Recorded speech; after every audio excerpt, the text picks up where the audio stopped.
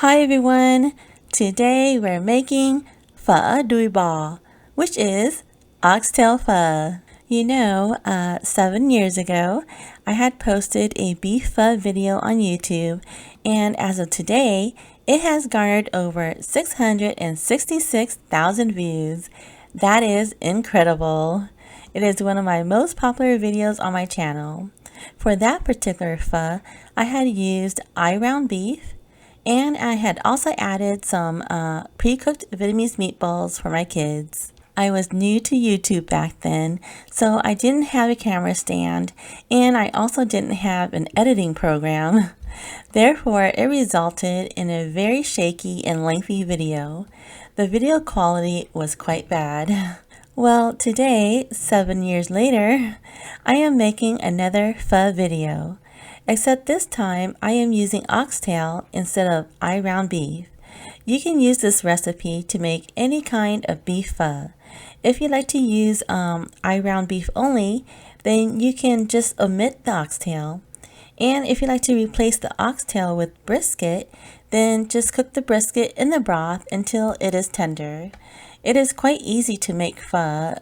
Just use this recipe as a base and then add your beef of choice.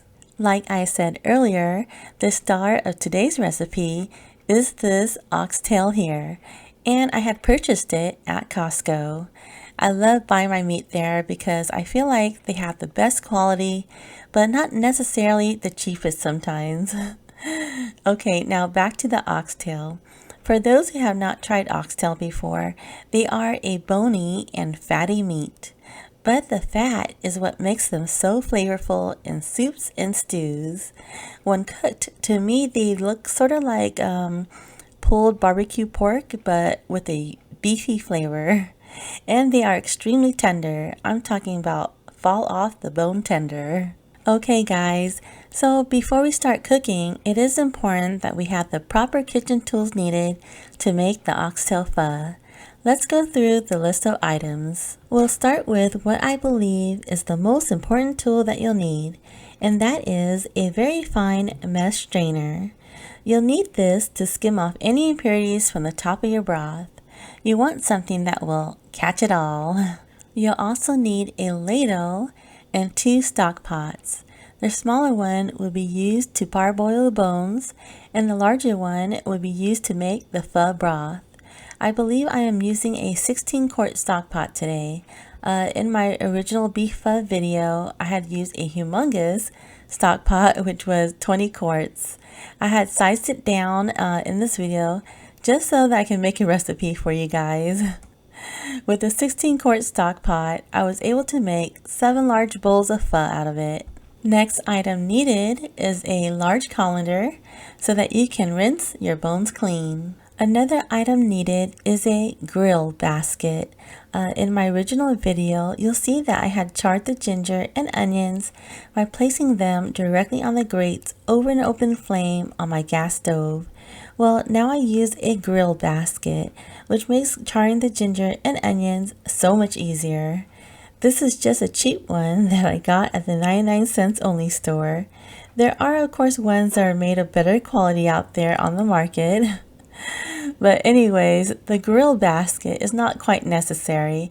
You can also roast the ginger and onions in the oven under a broiler or simply on a dry cast iron skillet. Next item needed is just a simple pan so that you can roast your aromatics. You will also need 2 timers, and I'll explain the reason for them later. Next, you'll need a deep strainer with a handle and also a saucepan to blanch your pho noodles. Lastly, once you're done cooking your pho, you'll need the appropriate size bowl to serve it in, because you don't want to be serving your pho in a cereal bowl. That just won't do unless you're feeding a 2-year-old.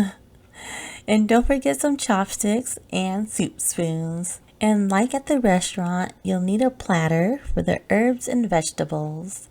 If you plan on dipping your oxtail or Vietnamese meatballs in hoisin sauce or sriracha, then you'll need some small dipping bowls as well. I have all the necessary tools listed on the recipe of my website at www eatwithemily.com. At the very top of the recipe page, you'll find links for all of the tools mentioned in this video in case you need to purchase anything. They are my Amazon affiliate links, so if you purchase anything, I'll make a small commission and you'll be supporting my channel. Okay, let's get cooking. So first, we need to parboil the beef bones and oxtail. Let's heat up a pot of water, and while we wait for the water to warm up, we can go ahead and wash the bones. We'll start with the oxtail. They are pretty bloody, so we'll need to rinse them under some cold running water. You'll want to dump out the water at least 3 times and continue to wash them until the water runs clear.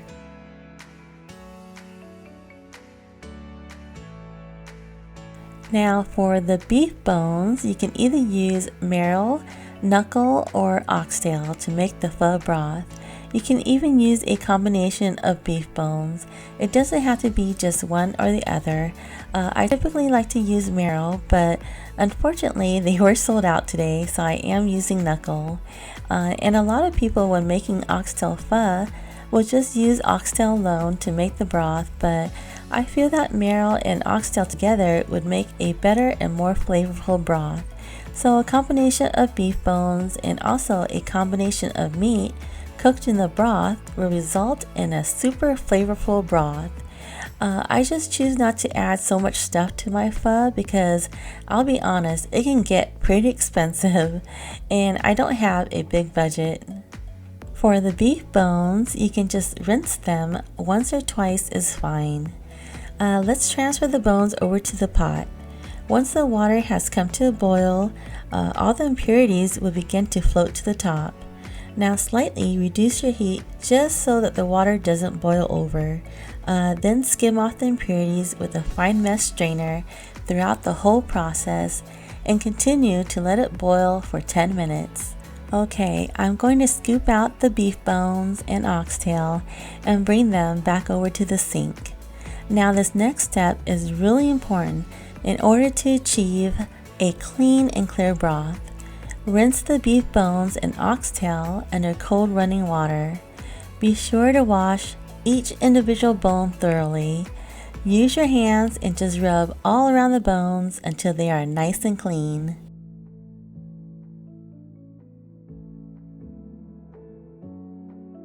We can now dump the beef bones and oxtail into the larger 16-quart stock pot. Fill up the pot with water and bring it to a boil. I would recommend using distilled water if you can, instead of tap water. I think for a better tasting broth, I personally prefer to use bottled water. And once you pour the water into the pot, guys, another important step for a clear broth is to not stir the bones. Just leave them in there undisturbed during the whole entire cooking process. You don't need to touch them. Okay, let's add some salt to the pot. Again, just add in the salt only. There's no need to stir anything. It's going to take a while for the water to come to a boil, so let's go char the ginger and onions. You'll need a piece of ginger approximately the size of your palm. Peel the skin, and don't worry, the skin doesn't have to be completely peeled off. Then slice the ginger in half lengthwise. For this recipe, you'll need 2 medium-sized onions. Go ahead and remove the skin as well. Then make a crisscross cut on the top of each onion, about a 1/2 inch deep. Now, if you have a gas stove, place the ginger and onions in a grill basket and char them over an open flame. Just flip them over once they have blackened, and like I had said earlier in the video, you can also char the ginger and onions under the broiler in the oven or char them in a dry cast iron skillet. Alright, let's bring them over to the sink and rinse them under some cold running water. Okie dokie, let's work on the daikon radish next. Here's the daikon radish that I had purchased at the Asian market. It's quite big, but it is the smallest that they had. We only need to use half of it. I like to throw in about 4 or 5 chunks into the broth. Add too much of it and it will make your broth way too sweet. It supposedly not only sweetens the broth, but helps clear it as well. So just peel the daikon with a vegetable peeler and cut it into maybe 1 or 1.5 inch chunks. Then place all the vegetables into the stock pot, the ginger, the onions, and the daikons. After you have placed them into the pot, this is the time to set your first timer for 2 hours. When the timer goes off, remove the ginger, onions, and daikons from the broth, because if the onions sit in the broth for too long, they will disintegrate. Okay, at this point, there's some foam floating there at the top, so just go ahead and skim the surface. Alright, so now the broth has come to a boil. Skim the surface once again, then reduce the heat to medium-low. And at this point, this is when you will set your second timer for 3 hours. When the timer goes off later, check on the status of the oxtail. If it is not yet tender, continue to cook it for another 30 minutes. It should only take about 3.5 to 4 hours for the meat to become tender. You do not need to place a lid on the stock pot either. Just simmer the broth uncovered the entire time. Next, we can work on the aromatics. For my pho, I like to use this spice packet here. I've been using this brand like forever. It is my favorite because 1, it comes with a handy dandy small pouch, and 2, you don't have to measure the spices out. It's all done for you. Except I have noticed that each pack may vary slightly in measurement, so you may need to add a few extra things to it. I had added an extra cinnamon stick because I felt that there wasn't enough of it in the bag, and I probably could have thrown in a few more star anise as well. If you can't find the spice packet at your local Asian supermarket, I will have the Amazon link to it on my recipe page, so if you like, you can purchase it through my website. Alright, let's toast the aromatics. In a dry skillet over medium heat, toast the spices until fragrant. It should only take a minute or two, so be careful not to burn them. Once the smell hits your nose, then go ahead and turn off the heat. Then pour the spices into the little pouch and tie it tightly at the top so that nothing can escape from it. Then momentarily set the bag of spices aside. Okay, so now we can wash and prep all the herbs. On this serving platter here, on the far left, is some sawtooth coriander. Some restaurants serve it with their pho and some don't, so this would be optional. Next to it are the bean sprouts, sliced limes, sliced jalapenos, and on the far right are some Thai basil. Now we need a separate plate for the garnishes.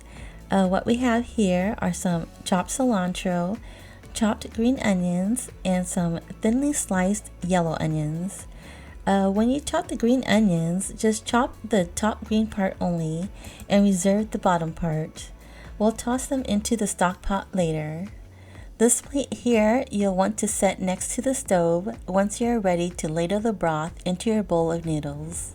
Alright, the first timer has gone off and the broth has been simmering for 2 hours now. There's going to be a little bit of foam and fat on the top of the broth, so let's skim it off. At this time, we will also be taking out the ginger, onions, and daikons. Let them cool down a bit and then you can just discard them. Now that we have removed the vegetables, let's season the broth. First, I'm going to add in a piece of rock sugar.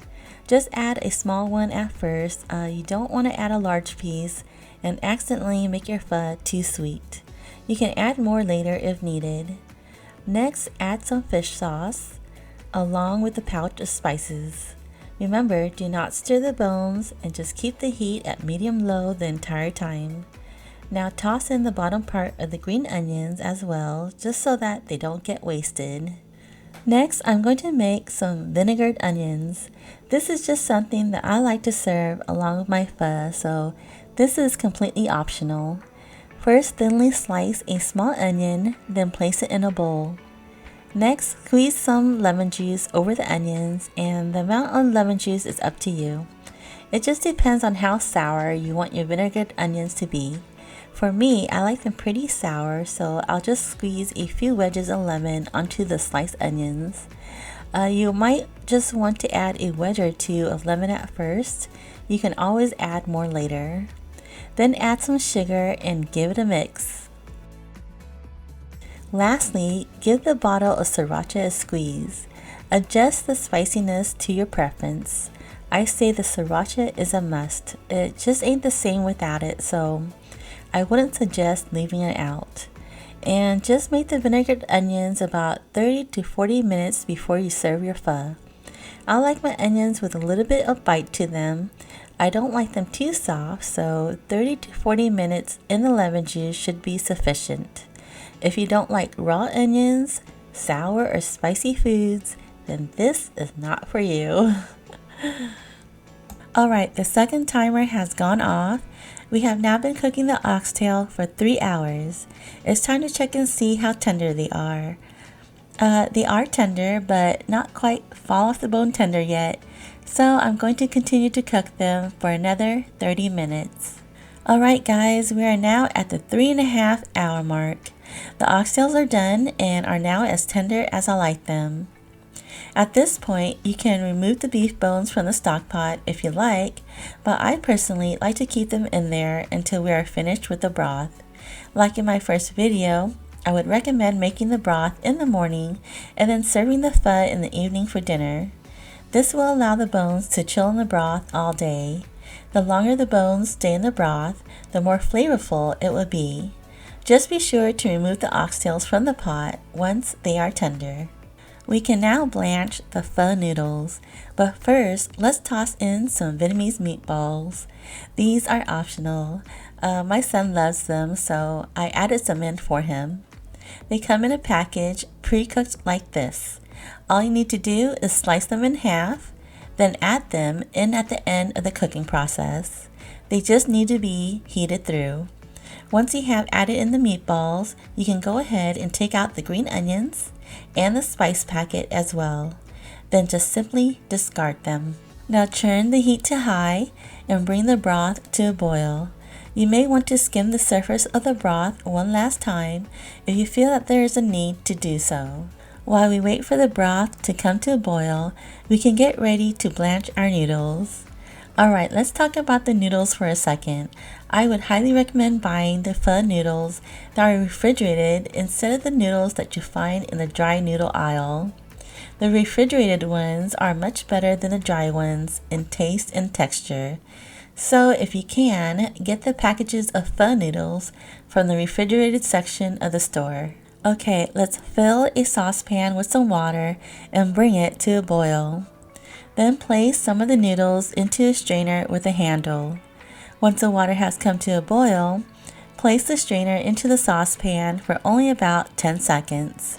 You can reduce the heat slightly to prevent the water from boiling over if needed. The noodles cook very quickly, so you don't want to leave them in there for too long.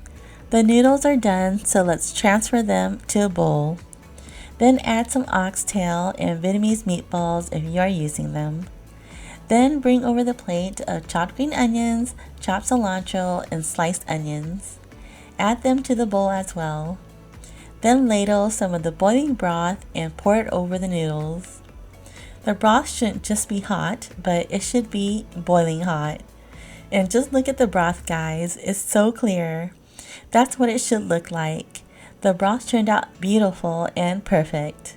And that's due to us parboiling the bones, cleaning them thoroughly, and not disturbing them while they were cooking in the stock pot. We also had very little foam to remove from the surface during the entire cooking process, and that's how it should be. Alright, let's sprinkle on some black pepper, and I'm going to add some Thai basil. This bowl is for my youngest son, and he doesn't like bean sprouts or anything else in his bowl, so this one is complete. Here's bowl number 2 for my middle child.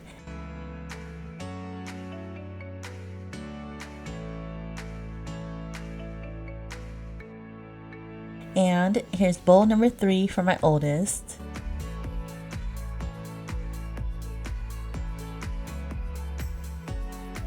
This is my bowl here, and you're going to see me add all the garnishes because I like everything on it.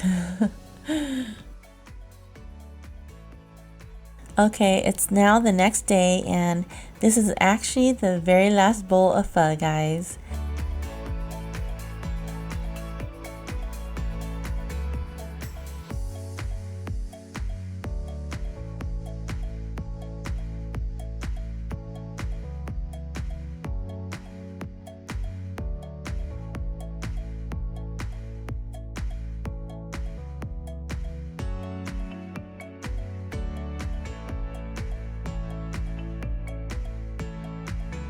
After you have added all of the garnishes, you can squeeze some hoisin sauce and sriracha directly into your bowl for some extra flavor. Or you can squeeze the hoisin sauce and sriracha into a small dipping bowl. Then add in some satay sauce and give it a stir. This will be your dipping sauce for the Vietnamese meatballs. And for the final touch, don't forget to add a squeeze of lime over your noodles. Also serve it with the vinegared onions if you like. Well, that's it, folks. This is the end of the video. I certainly hope that you enjoyed it. The recipe is available at www.eatwithemily.com. And I have posted photos of every step to make it very easy to follow along. Remember, if you need to purchase any of the ingredients or kitchen tools, you can do so through my website. It is all available on my recipe page. Well, thank you so much for watching my video, guys. If you haven't done so, be sure to subscribe to my channel and click that notification bell so that you are notified whenever I post a new video. Please click the thumbs up button on the way out. I would very much appreciate it. Have a beautiful day, guys. Please stay safe out there. And until my next video, I'll see you later, alligator. Bye!